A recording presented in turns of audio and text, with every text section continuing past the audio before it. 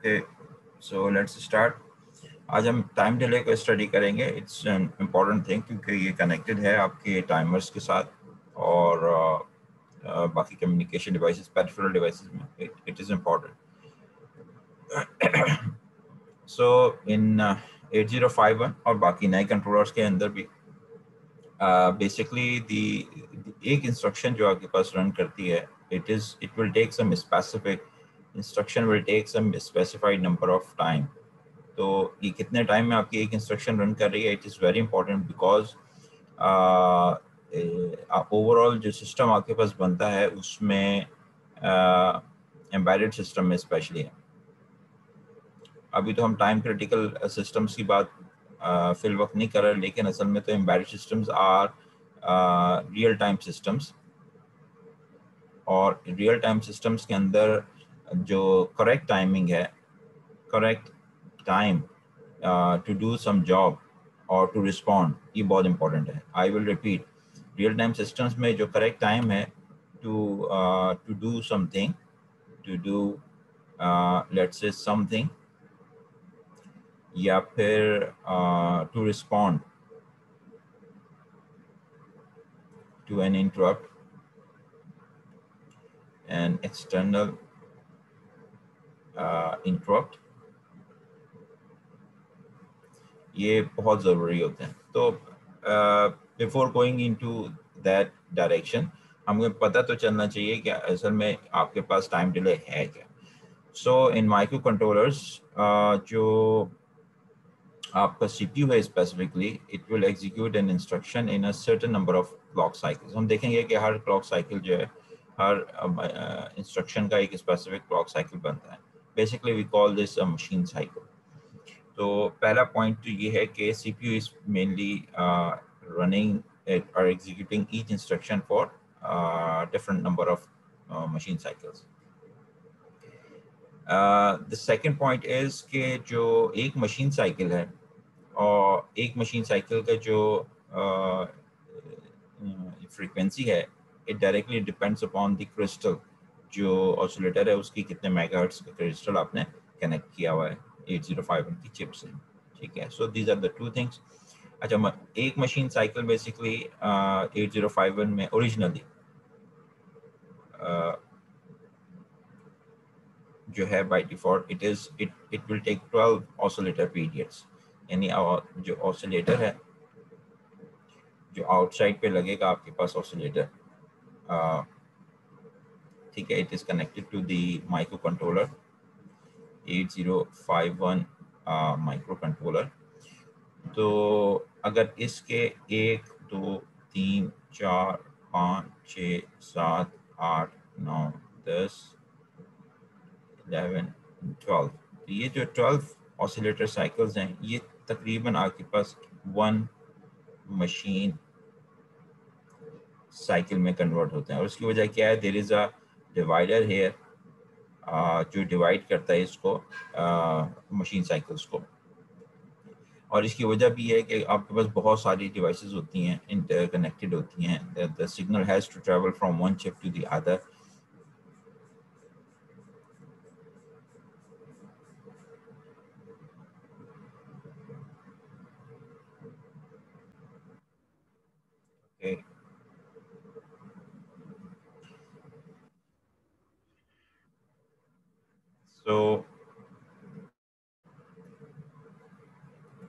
So we will see के आपके पास पहली एग्जांपल हम देखते हैं कि अगर ये एग्जांपल मैंने क्विज में भी दी थी आपको एज ए होमवर्क, कि अगर 11.0592 मेगाहर्ट्ज का क्रिस्टल है, इट इज कनेक्टेड विद 8051, तो उसकी कितनी फ्रीक्वेंसी, तो पीरियड मशीन साइकिल जो है वो उसका साइकिल कितनी देर का होगा।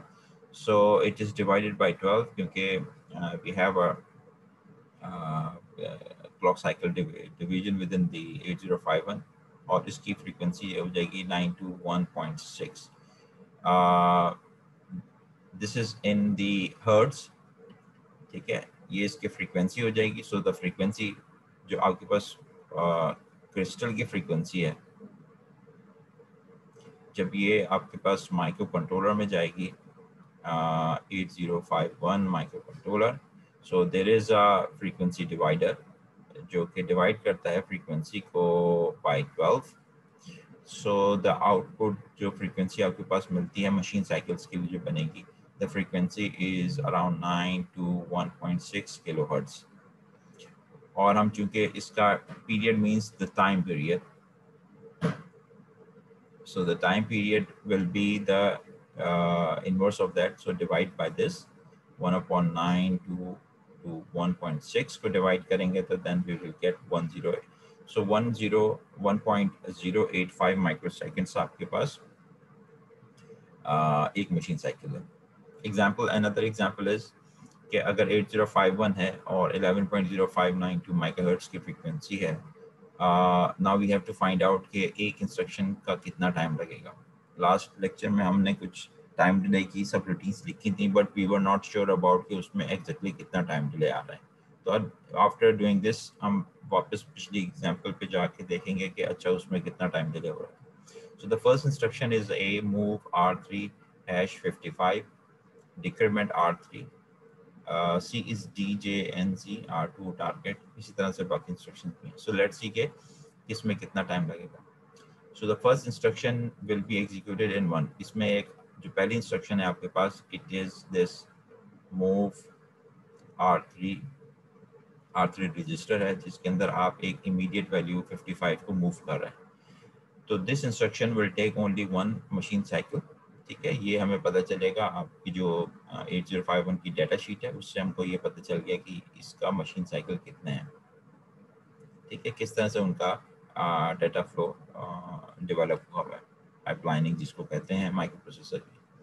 सो उसकी पाइपलाइनिंग की वजह से it will only take one machine cycle. One machine cycle का मतलब है फिर वन मशीन साइकिल के लिए जब आप इसको, और एक machine cycle this amount of time will take. So the total time it will take to execute is 1.085 microseconds. जो डिक्रीमेंट सेकेंड इंस्ट्रक्शन है एक और, डिक्रीमेंट R3, यानी R3 को रजिस्टर के अंदर जो भी वैल्यू उसको एक डिक्रीमेंट कर रहा है। तो जब आप उसको डिक्रीमेंट करेंगे तो it will also take only one instruction, so we have the same amount. अलबत्ता DJNZ, D decrement and jump if not 0, R2 target। target is basically always a label। ये target जो करेंगे ये basically किसी instruction का label होगी। It is taking 2 का मतलब ये है कि फिर अब आपके पास you have to multiply the time for one machine cycle with 2, तो इसका आंसर आ जाएगा 2.17। इसके अलावा डी ई जो है ये दोनों इंस्ट्रक्शंस भी, ये लॉन्ग जंप है ये शॉर्ट जंप है, ये दोनों भी आपके पास दो मशीन साइकिल्स लेंगे। इसके अलावा एक इंस्ट्रक्शन है नॉब की, no operation, this is no operation. तो नो ऑपरेशन अगर आपको कहीं पे अगर आपने एक नॉब की इंस्ट्रक्शन लिखी है तो इसका मतलब है कि one time. So if you want to give more delays you can add nop multiple times for example, या आप इसी एस जंप या शॉर्ट जंप के हिसाब से वहीं पे डिले ऐड कर सकते हैं। Then we have multiply, the last one is MULAB, multiply AB, it is taking 4। तो इस तरह से आपके पास ये कैलकुलेशन आ जाएगी 4.3। ठीक है, यहाँ तक कोई सवाल तो नहीं है। नेक्स्ट एक और एग्जांपल है, find the size of the delay in the following. ये एग्जांपल है, इसके बाद हम we will be able to calculate in case of other Arduino और अदर थिंग्स, हम उसको भी कैलकुलेट कर सकेंगे। इसके अंदर अब आता है now we have to calculate the delay. इस इंस्ट्रक्शन को देखें तो हो क्या रहा है इस छोटे से प्रोग्राम को, वी आर मूविंग 55 into 8। उसके बाद we have a label here so that कि हम यहाँ पे जंप कर सकते हैं। आमतौर पे जब भी लेबल आएगा तो उसके दो पर्पस होंगे, एक तो ये कि यहाँ पे आपको जंप करना होगा, या फिर वो लेबल जो होगा वो आपके पास आपको किसी सब रूटीन पे लेके जाएगा। सो ऑलवेज लेबल का जहन में रखें कि लेबल के आमतौर पे दो इम्पोर्टेंट मीनिंग्स हैं। एक तो ये है कि label will be used for jump, secondly it will be used for कोई बताएगा? It will be use for सब रूटीन्स, ठीक है। सो सेकंड ये इंस्ट्रक्शन है, किसी भी इंस्ट्रक्शन को आप लेबल कर सकते हैं। So this instruction is except return. By the way this is an interesting question कि अगर मैं इसकी जगह पर एक और लेबल ऐड कर दूं, जैसे हेयर टू कर दूं, इसको मैं HERE हेयर टू, और फिर अगर मैं यहाँ पे जंप करता हूँ तो क्या होगा? This can be a good question for you, ठीक है, इसको ध्यान में रखें। नाउ कमिंग बैक हियर,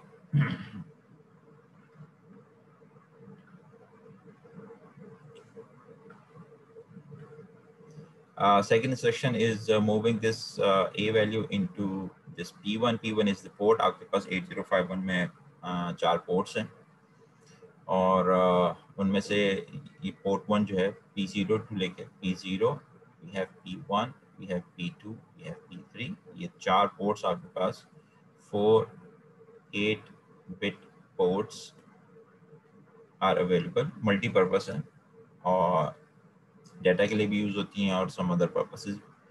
फिर we have an absolute call to delay. Absolute call delay में जो है it will take us to this portion. ये टाइम डिले रूटीन है। इस टाइम डिले रूटीन में हम R3 as a counter use कर रहे हैं, R3 एज अ काउंटर, और इसके अंदर हम मूव करते हैं 200 वैल्यू। तो इसका टाइम डिले कितना होगा? So there will be a time delay for this, time delay for the first instruction. उसके बाद फिर यहाँ से भी आपके पास एक और टाइम डिले आएगा, ठीक है। इसका तकरीबन टाइम डिले होगा for equivalent to 1 instruction. Instruction तो एक इंस्ट्रक्शन से 1 इंस्ट्रक्शन ऑफ 1 मशीन साइकिल, क्योंकि एक इंस्ट्रक्शन एक से ज़्यादा मशीन साइकिल भी ले सकती है। और ये वाला जो टाइम डिले आपके पास है, इट डिपेंड्स कि आपके पास इस इंस्ट्रक्शन का, किसी को याद है पिछली हमने इसका टाइम डिले कितना था? DJNZ का, DJNZ का जो टाइम डिले था इट वाज C2, ठीक है। DJNZ का जो टाइम डिले है ये तकरीबन 2 मशीन साइकिल्स के बराबर है, तो इक्विवेलेंट टू 2 मशीन साइकिल्स। इसका मतलब पहला डिले जो था इट इज अराउंड 1.085 माइक्रोसेकेंड्स, और इसी तरीके से जो दूसरा है this will be 2.17 microseconds.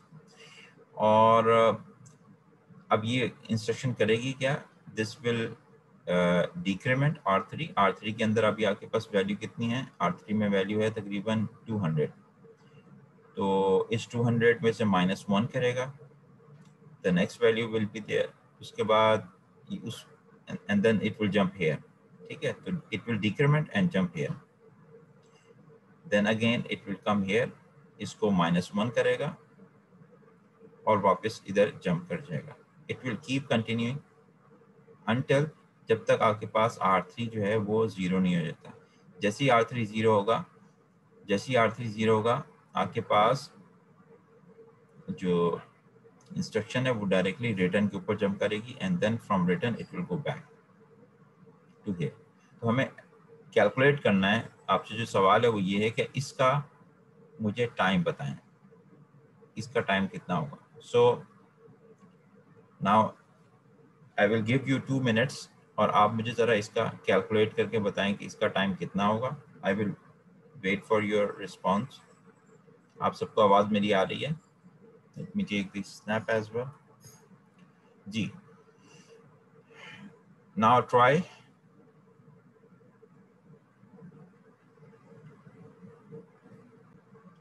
Okay, so इस तरह के क्वेश्चंस जो है मैं नेक्स्ट वीक आपसे एक क्विज में इस तरह के क्वेश्चंस जो है शेयर करूंगा। इसका जो आंसर है, इसका आंसर ये है कि we have 1 machine cycle for the first instruction, okay, we have one machine cycle for first instruction, we have two machine cycles for this instruction, and return also takes two machine cycles, क्योंकि इन दोनों के अंदर, इन दोनों instructions में इनकी दो machine cycle की logic क्या है। ऑफ कोर्स ये दोनों वो इंस्ट्रक्शंस हैं कि जो एग्जीक्यूट करती हैं इंस्ट्रक्शन को भी, और साथ साथ इसके अंदर स्टैक पॉइंटर जो है, स्टैक इज आल्सो यूज्ड। तो इसमें दो काम है, एक तो ये कि उसकी अपनी इंस्ट्रक्शन है इटसेल्फ, और दूसरा उसके अंदर उसको स्टैक को भी यूज करना होता है, क्योंकि to retrieve the data address आप उसको चाहिए। सो और जो पहली इंस्ट्रक्शन है one machine cycle instruction will run about 200 times. तो number of machine cycles total हम देख रहे हैं कि कितने होंगे। So what we are calculating here is how many machine cycles this delay routine subroutine will use। ठीक है, तो एक तो ये सवाल है कि इस सब रूटीन में कितने मशीन साइकिल्स हैं। ये सवाल दो तरह से पूछा जा सकता है। एक तो ये है कि time delay, what is the size of the delay. इसका मतलब है कि आई एम आस्किंग यू कितने माइक्रो सेकेंड्स हैं। और अगर आपसे नंबर ऑफ मशीन साइकिल्स पूछे जाएं कि what is the number of machine cycles, तो इसका मतलब होगा कि what I am asking you is this thing. इसका आंसर होगा 200 टाइम्स जो है ये पहली इंस्ट्रक्शन चलेगी जो कि दो वैल्यूज लेती है, and then we have +1 and +2।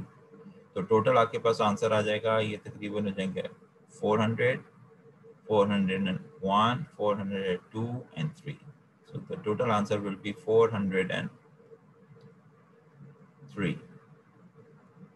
जबकि इस केस में इसका जो आंसर है, this answer is 436.255 micro seconds. तो ख्याल रखिएगा कि सवाल आपके पास इस तरह से भी आ सकता है, सवाल आपके पास इस तरह से भी आ सकता है। इस सवाल का जवाब ये है और इस सवाल का जवाब ये है। ठीक है, so please pay attention to what is being asked in what term. Okay,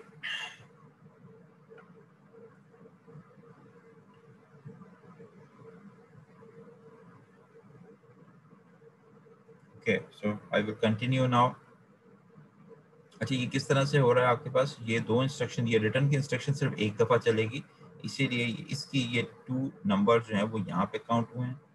ठीक है, ये मशीन इंस्ट्रक्शन जो है ये जो 1 है, ये वाली इंस्ट्रक्शन एक दफ़ा चलेगी। जब फर्स्ट टाइम एंटर होगा तो this machine instruction will execute 1 time here move की। और ये जो इंस्ट्रक्शन जिसके पास आपके पास तकरीबन दो मशीन साइकिल्स हैं, this machine cycle is going to execute for R3 times, और R3 के अंदर कितना 200 है। दैट्स व्हाई ये 2 आपके पास यहाँ आ रहा है, क्योंकि this basically 200 is being moved here. अब ऐसा लगेगा जैसे 200 जो है ना वो इससे मल्टीप्लाई होगा, ऐसा नहीं है। इसमें सिर्फ और सिर्फ इसने R3 को लोड किया है 200 की वैल्यू से। This is the main instruction जो कि आपके पास 200 टाइम्स रन कर रही है, और इसका जो डिले है वो है तकरीबन 2 मशीन साइकिल्स का।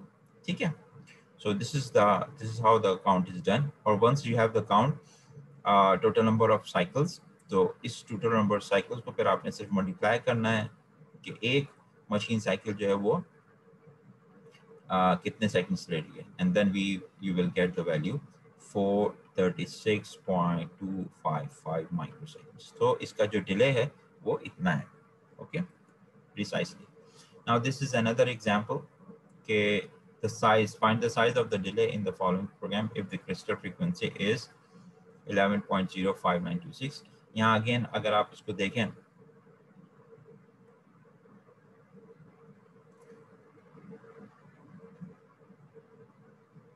वापस एक सवाल आया कि इसको हम 200 से क्यों मल्टीप्लाई करेंगे।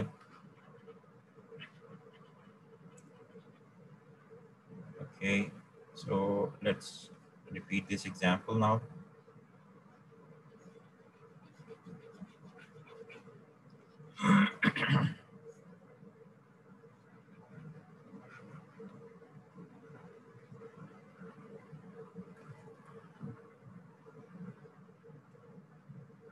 अच्छा, सो द क्वेश्चन इज कि इसको हम क्यों दोबारा अप्लाई करेंगे, इसको 200 से क्यों मल्टीप्लाई करेंगे। लेट्स सी, हमें इसका टाइम डिले मालूम करना है, तो इट्स बेटर के okay okay let's move now, मुझे समझ में आ गया है। अच्छा, अब नेक्स्ट जो है इसमें अच्छा, ये विल मैं इन्हीं के इक्विवेलेंट इसी चीज़ को आपको मैं आर्डिनो में या जो लेटेस्ट कंट्रोलर्स हैं उनमें भी करके दिखाऊंगा। तो it try to understand the basics, ये बेसिक्स समझेंगे और यही चीज़ आपको अभी एडवांस कंट्रोलर्स में भी नज़र आएगी। This is important. अभी इसको आसान example 8051 is the best micro controller to understand all the mechanism. जितने भी एडवांस है वो तकरीबन इसी की स्टाइल में इसी स्ट्रक्चर के ऊपर ही काम करते हैं। सो नाउ अब हमारे पास ये एक नया प्रोग्राम है और इस प्रोग्राम के अंदर हम देखते हैं कि the first instruction is taking, ये भी एक सब रूटीन ही है क्योंकि इसको स्टार्ट कर रहे हैं हम डिले से, तो ये एक और डिले की सब रूटीन है। ठीक है, so this is another delay सब रूटीन। आप अपने हिसाब से जो है कोई भी नई सब रूटीन बना सकते। सब रूटीन की मैं इसको सब रूटीन क्यों कह रहा हूँ, इसकी वजह ये है कि जो लास्ट इंस्ट्रक्शन है इसकी, this is return. So return is basically completing this whole subroutine. पहली इंस्ट्रक्शन मूव की, it will take one machine cycle, knob एक, नॉप दो, तीन, चार, ये चार नॉप इंस्ट्रक्शन है। उसके बाद फिर आपके पास decrement R3 and jump if it is not zero. इसको मैं दोबारा लिख देता हूँ। DNJZ का मतलब है डिक्रीमेंट, यहाँ पे कंटेंट है R3, contents of R3 and don't jump if R3 is equals to 0। तो जब तक R3 0 नहीं हो जाता है उस वक्त तक ये जंप करता रहेगा। जैसे ही R3 0 होगा then it will not jump और फिर ये आगे नेक्स्ट मूव कर जाएगा। सो इसके आपके पास दो मशीन साइकिल्स हैं और रिटर्न इंस्ट्रक्शन है वो दो लिख। अच्छा, अब हमें ये देखना है कि ये रन कितनी दफ़ा करेगा। तो the first time it will take 1। अब मैं पहले काउंट कर लेता हूँ, ठीक है, काउंट कर लेता हूँ टोटल मशीन साइकिल्स कितने होंगे। टोटल मशीन साइकिल्स के काउंट कर लेता हूँ। तो पहला एक पहली दफ़ा में ये चलेगा, फिर उसके बाद it is coming here knob, फिर ये एक फर्स्ट साइकिल के अंदर, फर्स्ट साइकिल में ये 1 इसका आएगा, फिर 1 इसका भी आ जाएगा, 1 इसका भी आ जाएगा, 1 इसका भी आ जाएगा और फिर उसके बाद ये 2 आ जाएगा इसका। अच्छा, 2 जैसे ही आएगा तो अभी आपके पास इसके अंदर वैल्यू होगी तकरीबन 250 होगी। तो 250 फिर ये एक दफ़ा डिक्रीमेंट करेगा, इट विल बिकम 249 और ये वापस यहाँ जंप कर जाएगा। सेकंड साइकिल शुरू होगा। तो फर्स्ट साइकिल तो हमारा कंप्लीट हो गया, ये फर्स्ट साइकिल हो गया, ठीक है, this is the first cycle.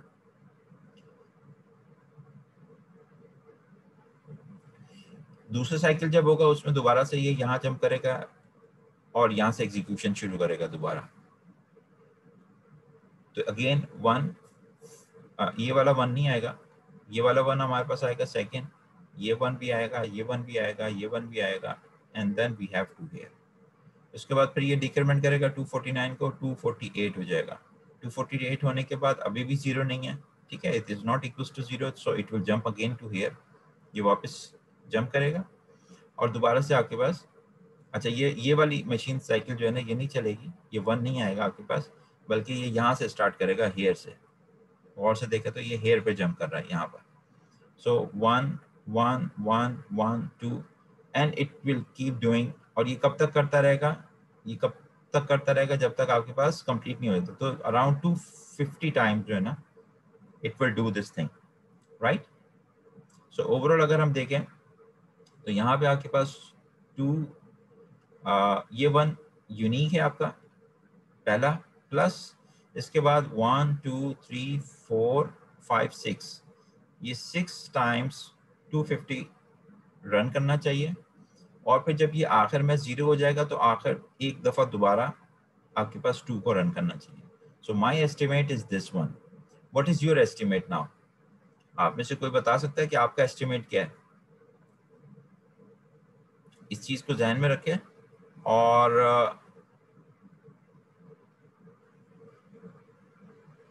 आप अपना मुझे एस्टिमेट बताएं कि आपका एस्टिमेट क्या होगा। You can take a snap of this.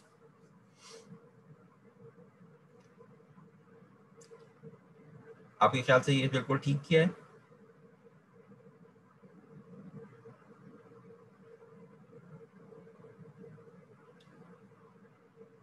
इसमें कोई खामी तो नहीं लग रही आपको? Now we will continue from here. बल्कि इसका आगे की भी कुछ चीज़ें हैं जो मैं अपलोड कर दूंगा, उसको आप एक दफ़ा देख लीजिएगा। ठीक है, कोई सवाल है?